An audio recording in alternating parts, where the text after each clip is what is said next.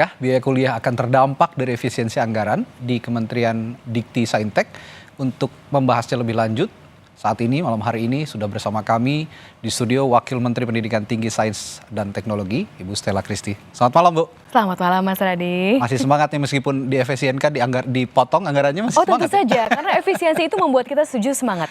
Justru lebih semangat. Karena kalau sesuatu yang efisien itu akan berjalan dengan baik. Saya sangat mendukung efisiensi. Visinya baik, tapi sekarang ya kita tidak bisa mengesampingkan ada masyarakat yang khawatir begitu ya. Tentu saja. Tentu saja ada yang khawatir. Ya, kita tahu sekarang belakangan ada unjuk rasa dari teman-teman mahasiswa. Tapi yang langsung saja to the point, Bu. Kalau saya tanya, sebenarnya memang ada dampak atau enggak sih sama UKT?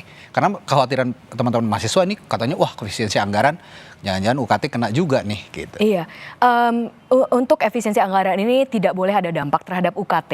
Okay.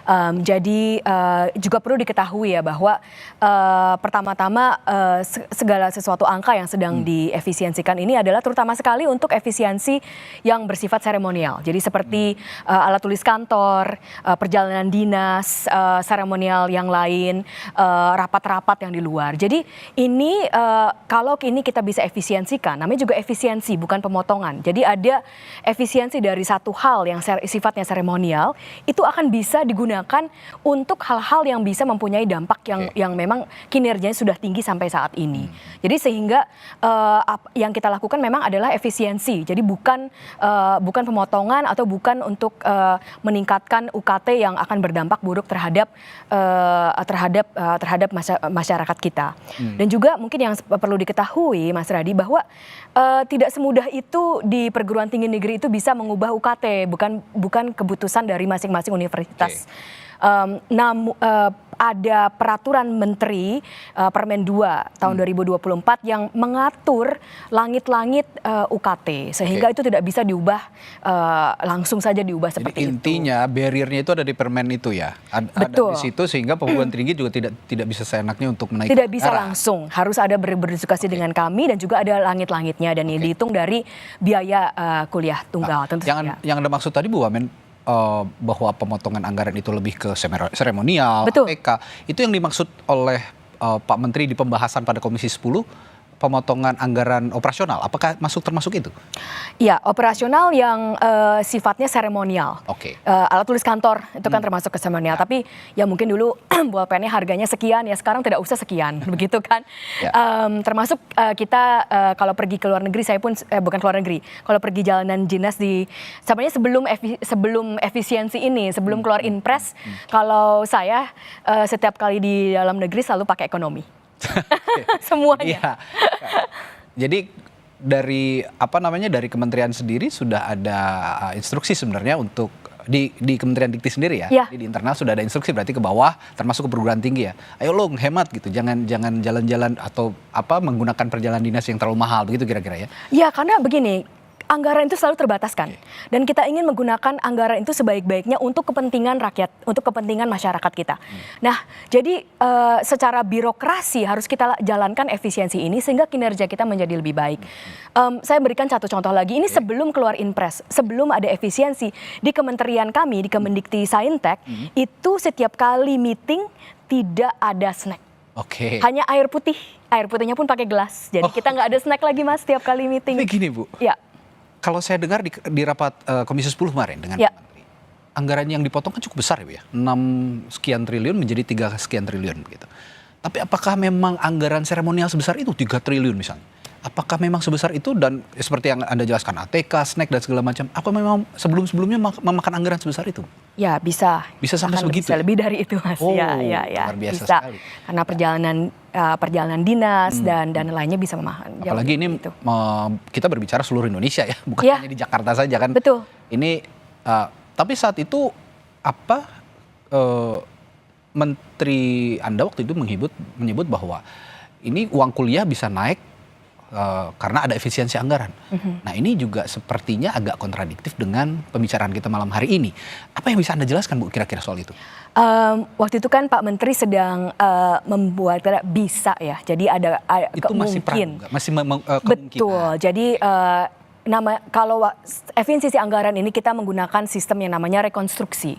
Jadi ada angka, bagaimana angka ini bisa dicapai dan merekonstruksi dampak-dampak yang bisa terjadi. Tetapi pada tentu yang tujuannya dari efisiensi anggaran itu kan bukan itu. Sehingga waktu itu juga disampaikan terutama sekali bagaimana supaya tidak terjadi dampak-dampak seperti itu. Sehingga itulah yang dikatakan oleh Pak Menteri. Ya. Supaya tidak terjadi. Ya. Oke, informasi atau update terbarunya soal efisiensi anggaran ini seperti apa? Apakah Anda bisa jelaskan juga mungkin ya?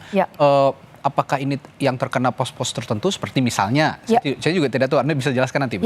Misalnya biaya untuk beasiswa, misalnya biaya untuk riset. Apakah pos-pos itu yang terkena atau ada pos-pos lain yang terkena? Atau memang yang pertama sebenarnya dari Kementerian Keuangan itu ada instruksi yang cukup jelas. Jadi kita ada tabel untuk kategori-kategori yang seremonial. Misalnya ATK, alat tulis kantor itu diminta untuk mengefisiensi sampai 90%. Dan saya rasa ini memang suatu efisiensi yang baik ya. Perjalanan dinas sekitar 45 sampai 50%-an dan acara dan seremonial yang lain.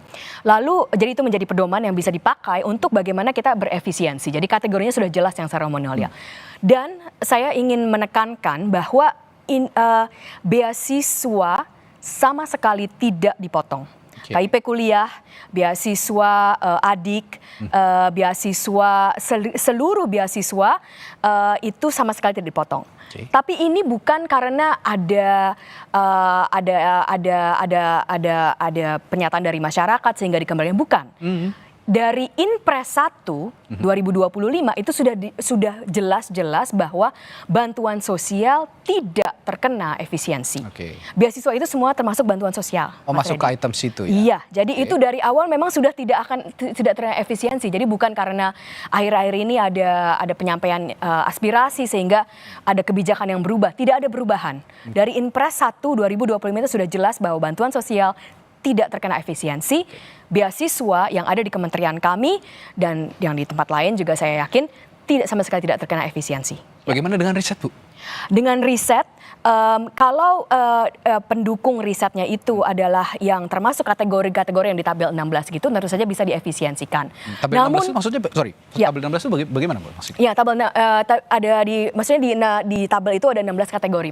Ya, jadi termasuk misalnya perjalanan dinasnya, untuk alat tulis kantornya. Nah, itu kategori itu kalau itu ada bagian dari proses risetnya itu akan diefisiensikan. Tetapi secara spiritnya tidak. Pak Prabowo sudah berkata dengan jelas sekali bahwa satu dari 4 kinerja yang sangat penting di pemerintah kita sekarang adalah terobosan teknologi. Dan beliau juga sudah berkata dengan jelas bahwa investasi di sumber daya manusia, pendidikan, sains dan teknologi adalah investasi yang vital.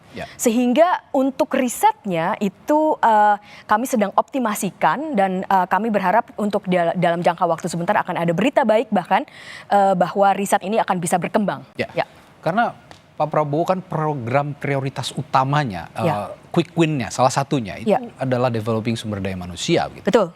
Kalau Pak Jokowi terkenal dengan infrastrukturnya. Kalau Pak Prabowo ini memang punya visi yang maju soal itu tadi yang saya bilang, developing sumber daya manusia. Sehingga masyarakat, kekhawatiran masyarakat juga sebenarnya kan agak make sense juga begitu ketika pendidikan, riset, beasiswa segala macam terkena.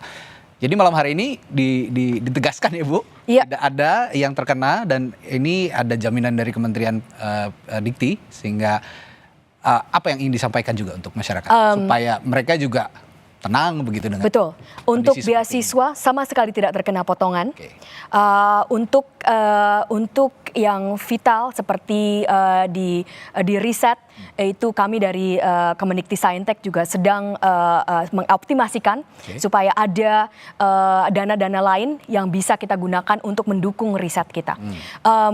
Dan juga ini salah satu yang sangat penting sekali bahwa program-program unggulan dari Bapak Prabowo untuk membangun sumber daya manusia kita dan juga meningkatkan ekonomi kita yang berbasis sains dan teknologi itu semuanya berhubungan. Makan bergizi gratis, cek kesehatan gratis, ini kan membangun sumber daya manusia. Tetapi juga mungkin yang mungkin menarik, kami di Kemendikti-Saintek itu juga sudah sedang menyusun bagaimana riset kita itu akan bisa menghasilkan yang bisa dipakai langsung di program makan bergizi gratis. Bagaimana riset kita bisa menghasilkan yang bisa dipakai langsung oleh cek kesehatan gratis. Sehingga itu ada hubungannya antara seluruh program-program unggulan Bapak Prabowo yang membangun SDM-nya dan juga menggunakan riset yang ada di Indonesia. Ya. Dengan adanya reaksi dari teman-teman mahasiswa belakangan ini, Bu, sebenarnya Anda sebagai orang yang juga ada di pemerintahan, bagaimana seharusnya menyikapi protes-protes seperti ini? Karena memang faktanya kalau kata Ibu tadi kan tidak ada dampak sebenarnya untuk UKT. Iya. Yang pertama saya ingin meyakinkan bahwa kebijakan-kebijakan dari Bapak Presiden Prabowo, dari pemerintahan Pak Prabowo Gibran itu sangat berpihak kepada masyarakat, sangat berpihak kepada negara ini. Kita bisa lihat secara jelas ya, makan bergizi gratis itu untuk memberikan kesehatan, untuk memberikan gizi yang adalah fundamental. Kita tidak bisa mempunyai belajar pendidikan tanpa gizi yang cukup sebelumnya. Sesuatu harus dibangun dari dasarnya. Cek kesehatan gratis ini untuk seluruh masyarakat Indonesia dari awal sampai akhir.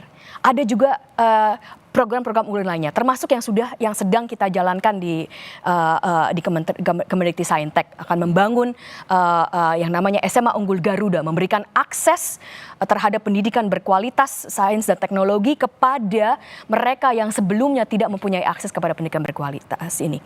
Nah, tetapi kita juga bisa mengerti kenapa jika adanya terjadi penunjukan penyampaian aspirasi-aspirasi yang terjadi kemarin dan masih sampai saat ini, itu kita juga harus bercermin dan melihat bahwa ternyata komunikasi harus kita perbaiki.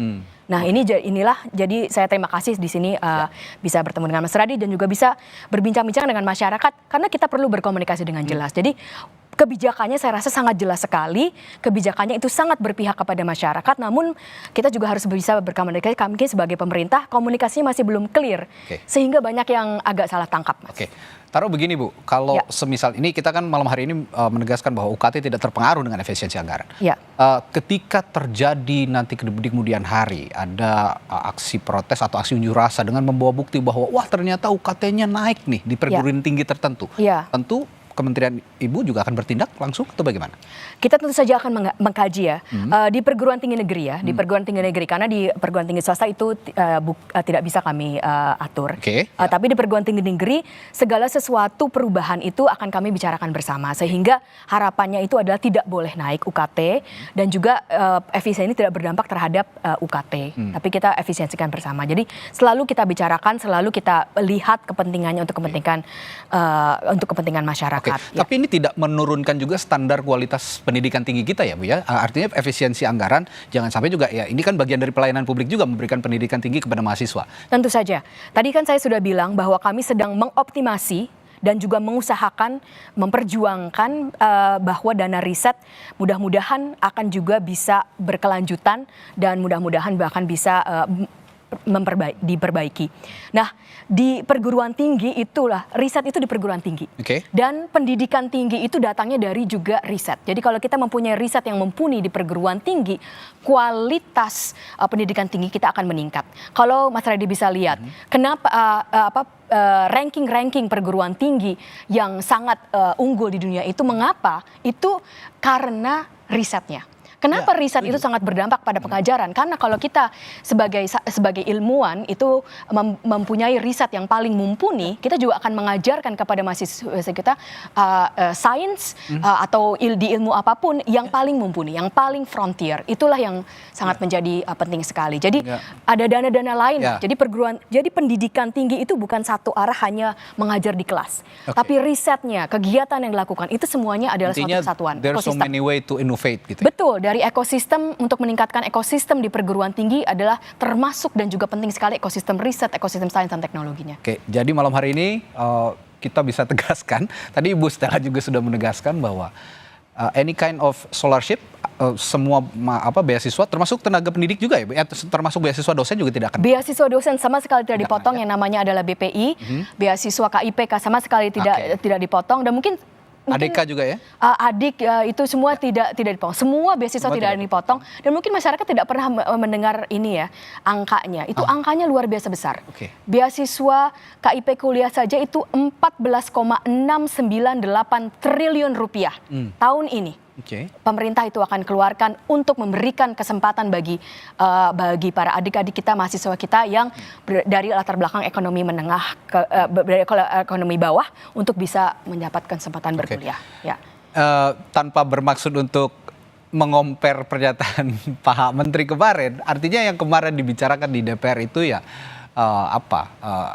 belum final begitu ya? Betul, itu adalah proses rekonstruksi, Mas. Okay. Jadi proses rekonstruksi,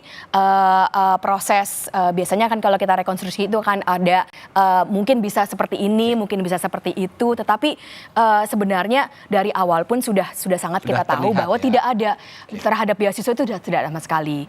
Tapi yang lain sedang direkonstruksi, tetapi kami sama sekali tidak menginginkan itu. Satu lagi Bu, Ya. tenaga pendidik gimana di Kementerian, di institusi pendidikan tinggi? Ya. Nasib mereka akan terkena juga untuk efisiensi ini? Oh tidak, karena ini juga kembali ke Inpres. Oke. Inpres 1 Ada itu juga jelas sudah Impresnya, dibawa ya? gaji ASN sama sekali tidak terkena. Jadi tenaga pendidik di perguruan tinggi negeri adalah ASN tidak terkena sama sekali, Mas. Kecuali honorer kali Bu ya? Hah? Kecuali kalau honorer kali ya? Kalau honorer itu itu kan kerja paruh saya waktu rasa sih maksudnya. harusnya itu Ada. lain lagi ya. Tapi kalau ASN sama sekali tidak Oke. terkena. Ya. Ya, honorer itu juga kan diatur oleh institusi masing-masing. Institusi Kira-kira seperti itu masing-masing. Ya. Baik. Ya. Dan inilah jadi momen bahwa malam hari ini Ibu Wamen sudah clarify bahwa dipastikan beasiswa UKT untuk teman-teman mahasiswa, untuk teman-teman yang sekarang sedang berunjuk rasa, mungkin besok juga akan ada aksi, dipastikan uang kuliah tunggal tidak akan naik dan tetap bisa berkuliah dengan tenang karena tadi ada batas atasnya Bu ya. Jadi tidak akan sebisa mungkin langsung naik gitu. Ada mekanisme-mekanisme. Ada mekanisme ya. Sementara ini kita tidak menggunakan efisiensi untuk menaikkan UKT dan semuanya itu selalu kita bicarakan dengan mekanisme yang ada. Baik. Ya. Terima kasih sekali Ibu Terima kasih, Wamen. Mas Reddy. Bu Stella Christy telah berbagi informasi malam ini. Semoga ini juga menjelaskan semua kepada teman-teman